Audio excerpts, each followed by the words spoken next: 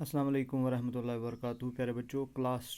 8th subject science सोन अजुक topic non contact forces यानी तम forces यम दोन ऑब्जेक्टन हंद कंटैक्ट इन बगैर अकिस कंटैक्ट इन बगैर तश प्रोड्यूस गसान इस करो अम खतर activity take a pair of bar magnets place the longer side of one of the magnets over three round shaped pencils or wooden rulers as shown in figure 9.10 तो तुह नीव से अख बार मैग्नेट अख अमिक ज पीस पेयर गो जोड़ पत तुलियोन अख हूँ पीस यह थोन त्रेन पेंसिलन पे मगर हम गसन वुडन पेंसिल या पेंसिल गसन अवेलेबल कहीं तेल तुलियो तुह त्रे लोयर टुकर इमन पे थ्रन तम पत now bring one end of the other magnet near the end of the magnet placed on the rulers तो पत करियो कम यत कन हवित यह ब्याक हूँ मैग्नेट अमुक एंड अन ये मैग्नेटस नजदीक make sure that the two magnets do not touch each other दपन मगर यह थो ख्याल गसन अख से टच करें कहीं observe what happens पत वुचू क्या दल लगे अत next bring the other end of the magnet near the same end of the magnet placed on the rulers अम पत करियो तुम मैग्नेटुक ब्याक एंड चेंज यह थोमुत अंडरस्टैंड गसन मूजूब यथ डबल कलर्ड या डबल शेडेड अम ब्रोट आया अस ब्राउन कलर योकुन ब्राउन टू ब्राउन यानी सिमिलर एंड यह अपोजिट एंड ब्राउन तो योर थोस निमुक black note what happens to the magnet placed on the rulers every time another magnet is brought near it प्रथ टाइम यम सात अस बेक मैग्नेटुक एंड चेंज करित अत नजदीक ओन does the magnet of the rulers begin to move when the other magnet is brought near it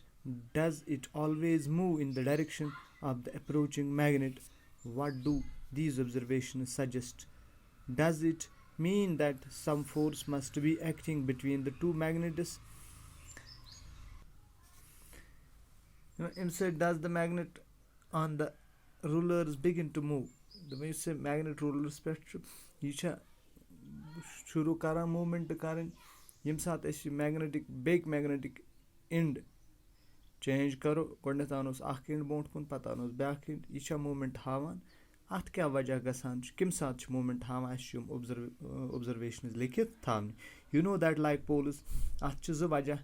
अक सात कर रिपेल अत यानी नेर रसा अम नश दूर बेक सात यी अत नजदीक you know that like poles of two magnets repel each other इनसे like poles magnetic से repel करान each other and unlike poles attract each other unlike poles से attract करान attraction or repulsion between objects can also be seen as another form of pull or push ये attraction ये repulsion यह से back form pull या push वुचित हेकान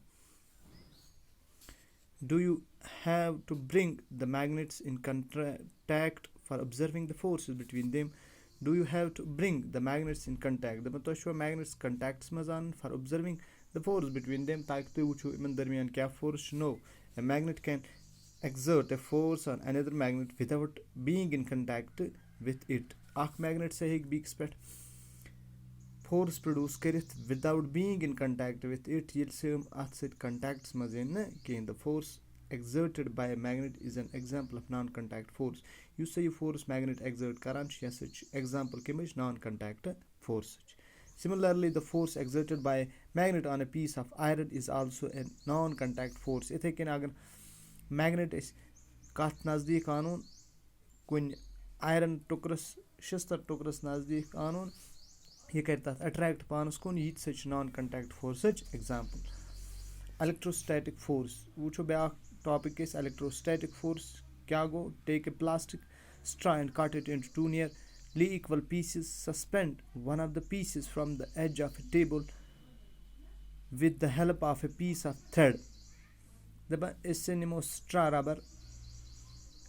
यह करोन इस cut दोन पीसन मज पत से करोन इस अख पीस हैंग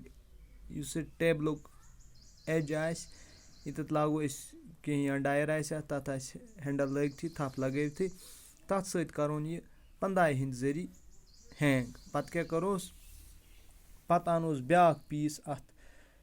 नजदीक ये करा अत अट्रैक्ट कि ना now hold the other piece of the straw in your hand and rub its free end with a sheet of paper मैं ब्याक एंड ये रटून अत्स क्या तो ये करूँ रब ये रगड़ून कागज सत तम पत क्या करूँ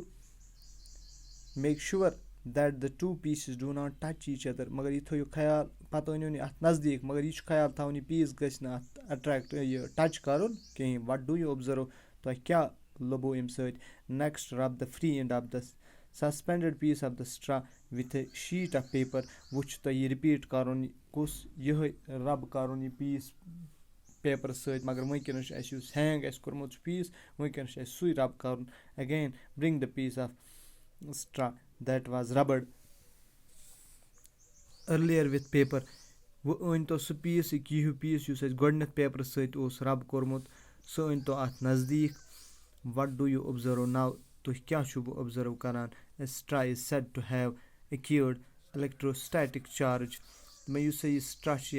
acquire करान electrostatic charge after it has been rubbed with a sheet of paper यम साथ यह रब यवान करना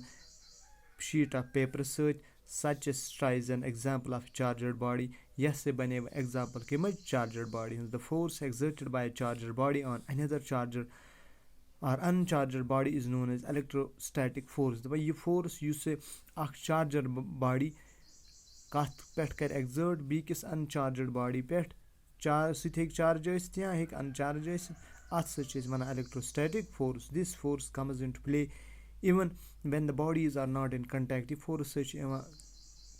actionस मज यम सत body contacts मज आसान के the electrostatic force therefore is another example of a non-contact force तो यह electrostatic force यह back example non-contact force thank you